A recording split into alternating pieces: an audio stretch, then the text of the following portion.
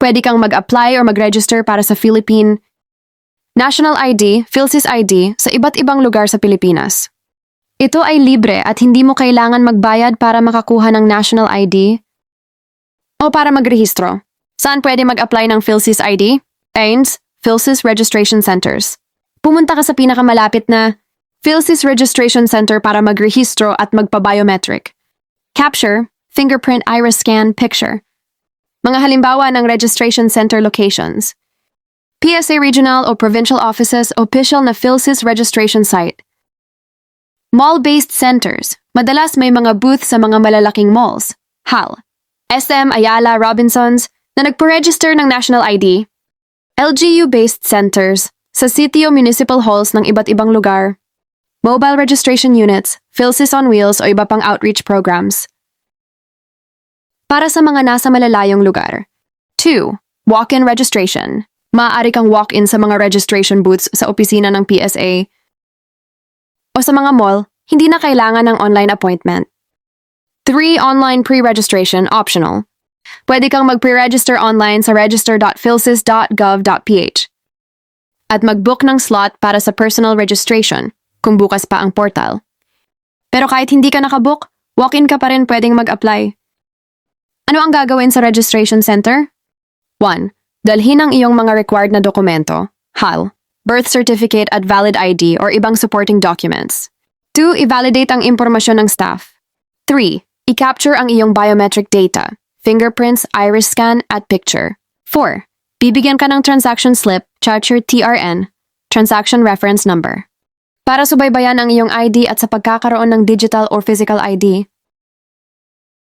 At tandaan, libre ang registration at issuance ng PhilSys ID, una. Pwede kang mag-apply kahit nasa ibang lugar ka ng Pilipinas kaysa sa address mo. May mga mobile at outreach events minsan sa mga community o serbisyo, fair kung saan pwede kang mag-apply.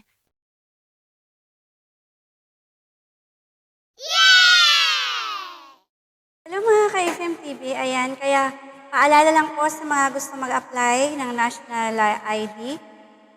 Ito yung mga kadalasan na pagkakamali, yung hindi natin na-check agad yung information natin upon claiming ng ID natin. Like, halimbawa nung nangyari sa akin, na female ako pero yung nakalagay doon sa aking ID ay male. Pero doon sa finill-upan ko naman is female talaga. So, siguro, typo error na rin, ang nagkamali na doon ay yung PSA. Pero hanggat maaari kapag dumating sa atin na gano'n mali ang merong pagkakamali, ay idalhin agad natin sa PSA or main office para ma-correct po yung mali doon sa ating ID. Ganon din naman kapag nag-apply tayo, usually dumadating siya is yung iba merong 6 months, yung iba sabi 1 year na. Meron din namang 8 months, basta 6 months to 1 year, yun yung tinatagal talaga. Siguro sa dami ng processing. Kaya medyo pahirapan talaga ang pag-apply natin dito. Kaya wag na po kayo magtaka kung bakit ganon katagal bago dumating yung mga ID na ating ina-apply, kagaya nga nitong Philippine National ID.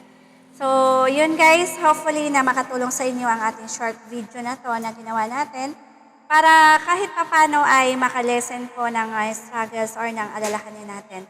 Once again, para po sa lahat ng para po sa mga mas maraming tutorial videos pa po ng mga paano, kung saan at kung ano ang gagawin, please subscribe and share na rin para sa mas marami pang video na ating i-upload.